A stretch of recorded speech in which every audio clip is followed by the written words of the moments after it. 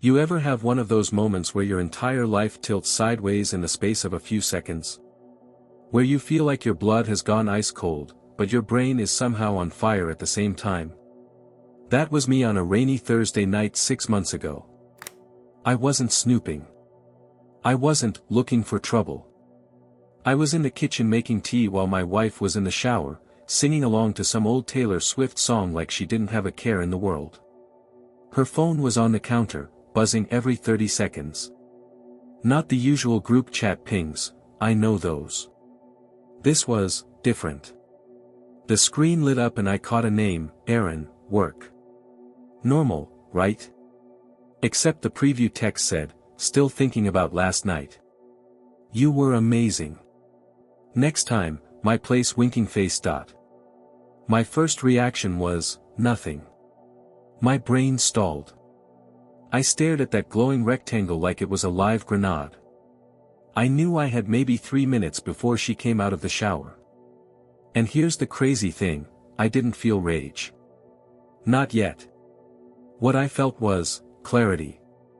Like some switch had flipped and I was suddenly standing in a different version of my life, one where I was no longer her husband, I was the guy who was going to bury her and her little side romance.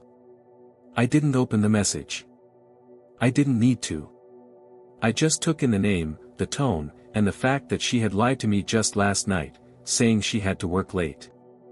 And then she came into the kitchen, damp hair, robe loosely tied, smiling at me like she hadn't just set fire to our marriage. Movie night, she asked. I said, sure, and kissed her cheek. Inside, I was already building the opening moves of the most patient game I'd ever play.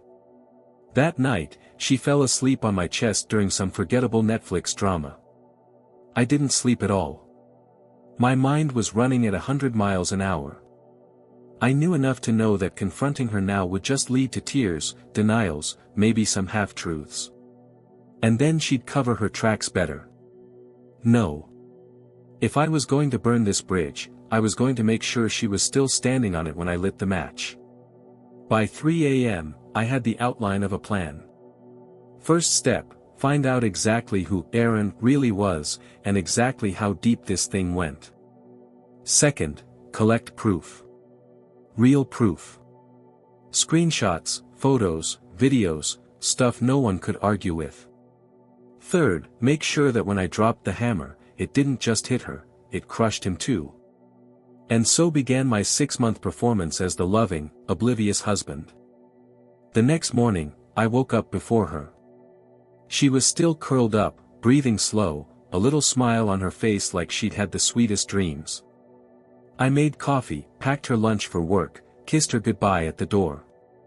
She had no idea I was already taking my first steps.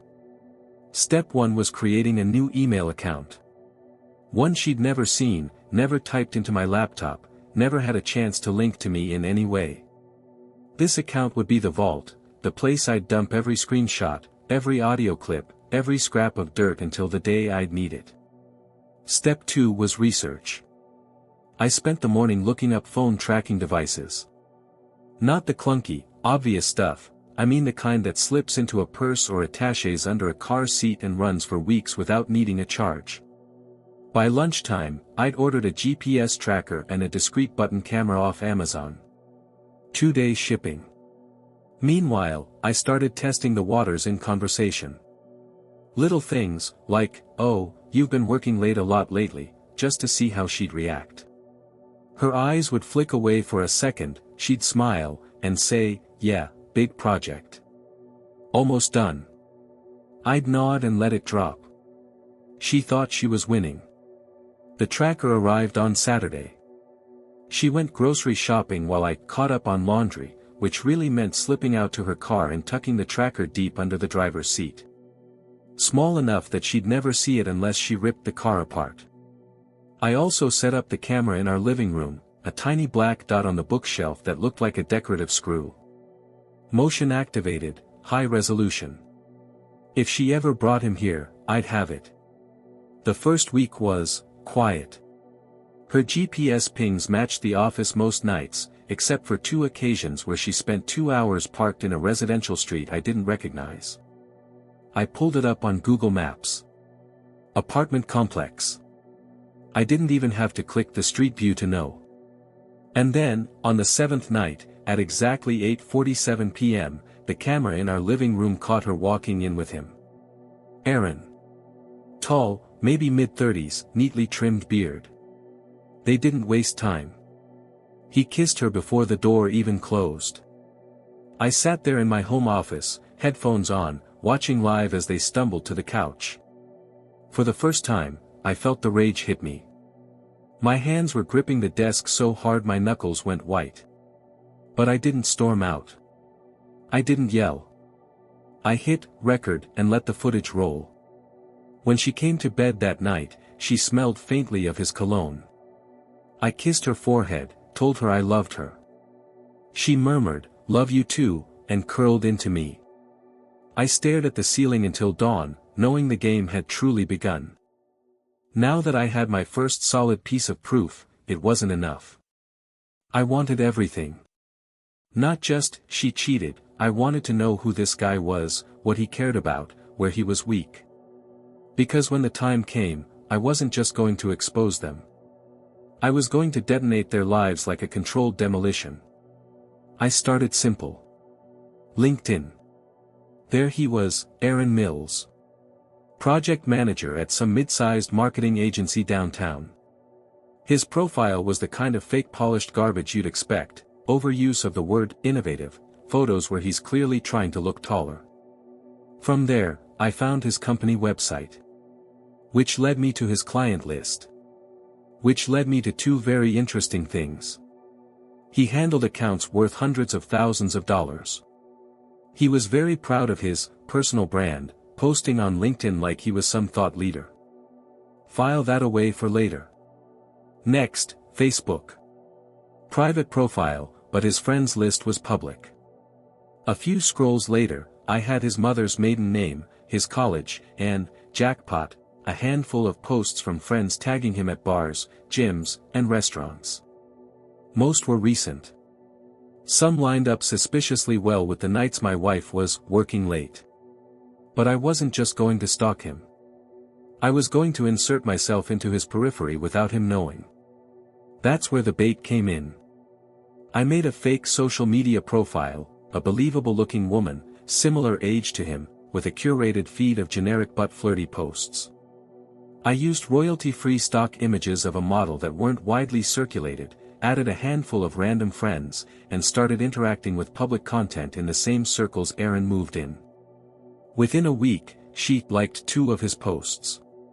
He liked back. While my online persona worked on him, I stepped up my surveillance. The GPS tracker showed his car parked outside the same apartment complex again, but not the same building number. Either he had multiple spots, or he was using someone else's place. I needed more. One Thursday night, I left work early, parked 2 streets over from that complex, and waited. Rain streaked the windshield, the kind of cold drizzle that seeps into your bones. At 7:16 p.m., I saw her car roll in. 2 minutes later, his car. He parked, glanced around, and jogged toward the entrance. They didn't kiss this time, they went straight inside. I noted the unit number. Took photos of both cars in the lot. Then I did something that still makes me smirk, I slid a cheap burner phone under the front mat of his unit door, recording on voice memo. It wasn't perfect, but it picked up plenty. When I retrieved it the next day, I had an hour and 40 minutes of conversation. Some of it was muffled, but the parts one could hear, yeah. Let's just say I got enough colorful detail about what they did together to sink him in any personal or professional circle. And I wasn't even close to finished. By now I had video, GPS logs, audio recordings, photos of their cars parked together. Enough to end my marriage in a spectacular explosion, but that wasn't my endgame. Not yet. Ending the marriage now would just set her free with half of everything I'd worked for. I wanted her to wish I'd divorced her the moment I found out. So I played the part of the perfect husband. I started making her coffee in the mornings. Random flowers. asking about her day, listening intently while she lied straight to my face. Every "I love you" I gave her was like twisting the knife a little deeper, not in her, but in myself, to keep my rage sharp. I could tell it made her feel secure, maybe even a little guilty. That was good. Guilt loosens lips. While I was sweet-talking her at home, I was quietly poisoning the well at Aaron's work. I set up an anonymous email account, different from my evidence vault, and sent his company's HR department a polite but concerned message about a project manager engaging in questionable conduct with a client's spouse. I included a few carefully cropped screenshots that showed him and my wife together, no explicit acts, just enough to raise eyebrows. I didn't want him fired yet, I just wanted the rumor mill churning. 2 weeks later, I heard from my fake social media profile, Aaron was complaining online about office politics and fake friends. Perfect. I also started hitting him where it really hurt, his sense of image. I used another fake account to send anonymous tips to a few of his big clients, suggesting they look into who's really representing their brand. Always vague. Always just enough to plant seeds of doubt. Back at home, I began tracking her mood. She was more on edge, quicker to snap at little things. One night, she came home from work looking pale. Over dinner, she casually mentioned Aaron had some issues at work and was taking time off. I acted sympathetic, even asked if she was worried about him. She said she was just concerned as a friend. I almost laughed in her face. The pressure was building. I could feel it. She didn't know it yet, but I'd been slowly tightening the noose for both of them. And then, purely by accident, I stumbled on something that made me change my entire plan. It happened on a Tuesday night, around 11:40 p.m. I was in the home office, going through my evidence vault again.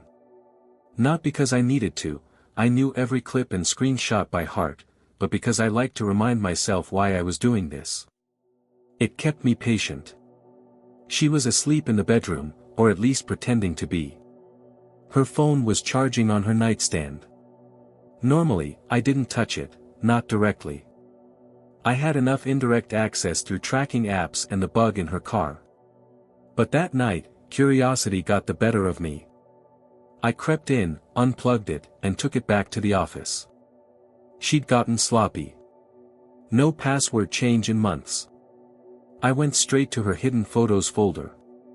Most of it was what you'd expect: selfies, a few things I wish I could unsee, screenshots of texts from Aaron.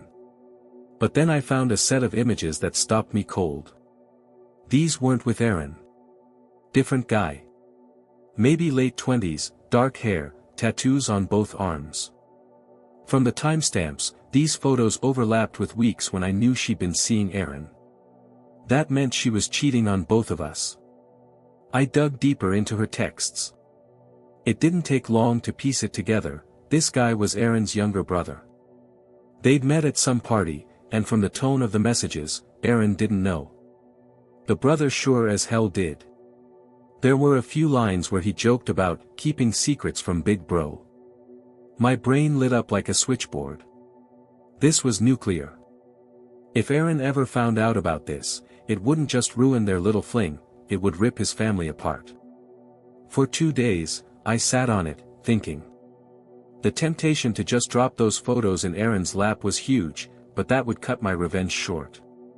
I wanted more. I wanted to bleed them both dry, socially and emotionally, before I made my move. So I started a side project. I reached out, anonymously, of course, to Aaron's brother. Posed as someone concerned about a mutual friend who might have compromising pictures out there. I offered to trade for a little info about Aaron's habits. The guy was curious enough to respond. Within a week, I had his schedule, his favorite bars, even which nights Aaron usually crashed at his place. Meanwhile, my wife was acting like nothing had changed. She'd smile over breakfast, kiss me goodbye, and drive straight into the jaws of the trap I was building. The best part? Neither of them knew I just loaded the most devastating bullet into my gun. Once I had the brother in my pocket, the game shifted. This wasn't just about catching them anymore, it was about engineering their downfall so precisely that when it finally happened, no one could trace it back to me. I wanted it to look like the universe itself had turned against them. The first domino was subtle. Using the schedule the brother had given me, I accidentally let a few pieces of information about Aaron's extracurricular activities find their way to his girlfriend. Yes, turns out he was still dating someone besides my wife. I sent her a friendly anonymous message with a few blurred screenshots, nothing graphic but enough to make her suspicious. That was Thursday. By Saturday, Aaron's brother told me she'd blown up his phone with angry texts and blocked him on Instagram. Strike one. Domino 2 was aimed at my wife. I printed a single still frame from one of the living room videos, her and Aaron kissing, nothing beyond PG-13, and mailed it to her office in an unmarked envelope. I imagined her opening it at her desk, heart in her throat, wondering who else might have seen it before it landed in her hands. That night she was quieter than usual, kept checking her phone, and drank 2 glasses of wine without saying much. Perfect. The third domino was the most fun. I had the brother invite Aaron to a bar one Friday night, the same bar where a few of Aaron's clients like to hang out after work. Then, through another fake account, I accidentally sent one of those clients a short, grainy clip of Aaron in my living room with my wife. By the end of the night, I knew it had made the rounds. The brother confirmed that Aaron left the bar early looking rattled. At home, I stayed in character. Smiling, attentive, even suggesting we take a weekend trip to reconnect. She agreed, probably thinking she'd won back my trust. In reality, I just wanted to get her out of town for 2 days so I could do some redecorating. While she was packing, I set up a second hidden camera in the bedroom, disguised as a smoke detector. I wasn't expecting to catch anything immediate, but I had a feeling paranoia would make her sloppy. People under pressure always crack somewhere. By the end of that week, I could feel the walls starting to close in on both of them. Aaron's social media posts went from cocky to defensive. My wife was sleeping less, snapping more. She'd start conversations and then trail off, lost in her own head. The beauty of it? They didn't know the pressure was coming from me. Not yet. By this point, they were both fraying at the edges.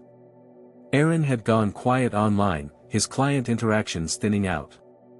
My wife was checking over her shoulder in public, glancing at her phone every time it buzzed like it might explode in her hand. They didn't know it yet, but the fuse was already burning fast. The final stage needed 3 things: witnesses, undeniable proof, and perfect timing. I started with the witnesses. Over the years, I'd kept a good relationship with a handful of people in our social circle, neighbors, mutual friends, even her own cousin. The kind of people who loved a good scandal, the kind who'd carry a story further than I ever could. Over the course of 2 weeks, I made sure they were all invited to a small get-together at our place.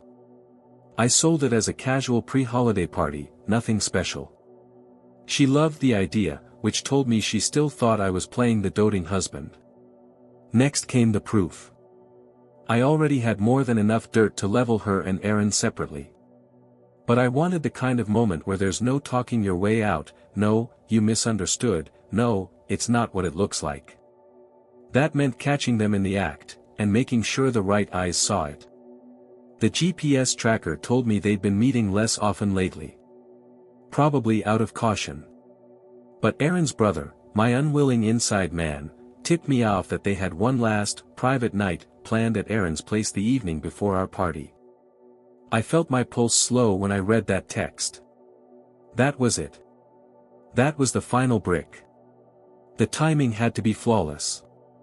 On the night of their little rendezvous, I drove to Aaron's complex an hour before she was due to arrive. I had the button cam hidden in my jacket, the kind you can operate with a single tap. I waited in my car until I saw her pull in, hair done, new coat she told me she bought, on sale. She walked up to his door without hesitation. I gave them 20 minutes. Then I walked right up, knocked twice, and stepped back. Aaron opened the door half-dressed, eyes going wide when he saw me. My wife appeared behind him, wrapped in a blanket, face draining of color. "Smile," I said, tapping the button cam. I didn't yell. I didn't threaten. I just recorded a full minute of them standing there, scrambling for words. Then I turned and walked away. The party was the next night. The next evening, our house was buzzing. Neighbors, her friends, a couple of people from my side, even her cousin, all sipping wine, laughing, clinking glasses. I'd set up the living room to feel cozy, intimate, just enough light for everyone to see each other's expressions clearly. She floated around the room like nothing had happened the night before, smiling, topping off drinks, acting like the perfect hostess. She had no idea I was about to drop a bomb in front of everyone she knew. When the noise was at its peak, I tapped a fork against my glass. "Hey, everyone," I said, smiling like this was just another toast. "Thanks for coming.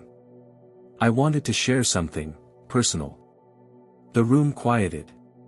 All eyes turned to me. She froze, mid-pour, the smile on her face flickering for just a second. I picked up the remote for the TV. "This is something I've been working on for a while," I continued, keeping my voice calm, almost warm. "A little project. I call it the truth." I hit play. The screen lit up with the footage from the night before, her and Aaron at his door, him half-dressed, her wrapped in a blanket, both caught like deer in headlights. You could hear my voice on the video, "Smile." The room went dead silent, except for the faint audio of her stammering in the clip. Her wine glass slipped from her hand and shattered on the floor. I didn't stop there. The video cut to a slideshow, screenshots of texts, GPS maps of her car parked at his place, cropped stills from the living room camera, even the audio snippets from the burner phone outside his apartment. Each piece landed like a hammer blow. Gasps, muttered curses, someone in the back whispering, "Oh my God." She tried to speak, but her cousin, her own cousin, hissed, "Shut up." Aaron wasn't there, but I'd made sure a few people who knew him personally were. By the time the slideshow ended, 3 different guests were already texting furiously. I turned off the TV, set the remote down, and said simply, "That's all. Please, enjoy the rest of the night." The party didn't end immediately, but the atmosphere shifted hard. Conversations turned into whispers, eyes followed her every move. She slipped upstairs after 15 minutes, face pale, phone clutched like a lifeline. By the next morning, Aaron's job was calling him in for a discussion. Her cousin wasn't speaking to her. Half the neighborhood had seen enough to never look at her the same way again. And I was just getting started.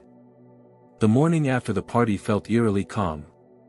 She didn't come down for breakfast. I sat at the kitchen table with my coffee, scrolling through my phone, watching the notifications roll in, messages from friends, neighbors, even people I barely knew, all wanting to check in or make sure I was okay. I knew they were really fishing for more details. I gave them just enough to keep the story alive. By noon, she came down looking like she hadn't slept. Hair a mess, eyes swollen. "We need to talk," she said quietly. I took a sip of coffee. "About which part?" Her face crumpled. She tried the usual, she was sorry, she didn't know what came over her, it didn't mean anything, we could work through it. I listened without a word, like I was watching a bad audition. When she finally ran out of excuses, I slid a folder across the table. Inside, printed copies of the most damning evidence, along with a draft of the divorce papers my lawyer had prepared weeks ago. Her hands shook as she opened it. "You've been planning this. Since the night I saw your phone light up with his name," I said. That afternoon, I filed the papers. She knew there was no fighting it, not with the mountain of evidence I had. But I didn't stop at divorce. I sent a curated evidence package to Aaron's HR department, this time with the explicit photos I'd kept back. He was terminated within a week. A quiet violation of company policy, but anyone in his industry would understand exactly what that meant. The brother? I didn't forget him. I sent him a single, anonymous text with one of the photos of him and my wife, and a line, "Big brother knows now." I don't know exactly what happened after that, but judging by the way Aaron's social media went dark and never came back, I can guess it wasn't pretty. Financially, I came out ahead. The postnup she'd signed early in our marriage, for estate planning, she'd thought, left me with the house, the savings, and the lion's share of assets. She got just enough to rent a one-bedroom somewhere across town. Socially, she was radioactive. Our neighborhood is the kind that thrives on gossip, and after that party, she couldn't go to the grocery store without feeling eyes on her. I heard from a mutual friend that she'd started telling people I'd set her up, which only made her look worse, like she was trying to dodge responsibility. As for me, I slept better than I had in years. Not because I'd won, but because I'd played the long game exactly the way I wanted, and every single move had landed. 6 months of pretending, planning, and patience. One night of public exposure. And now, they're both living in the crater I left behind.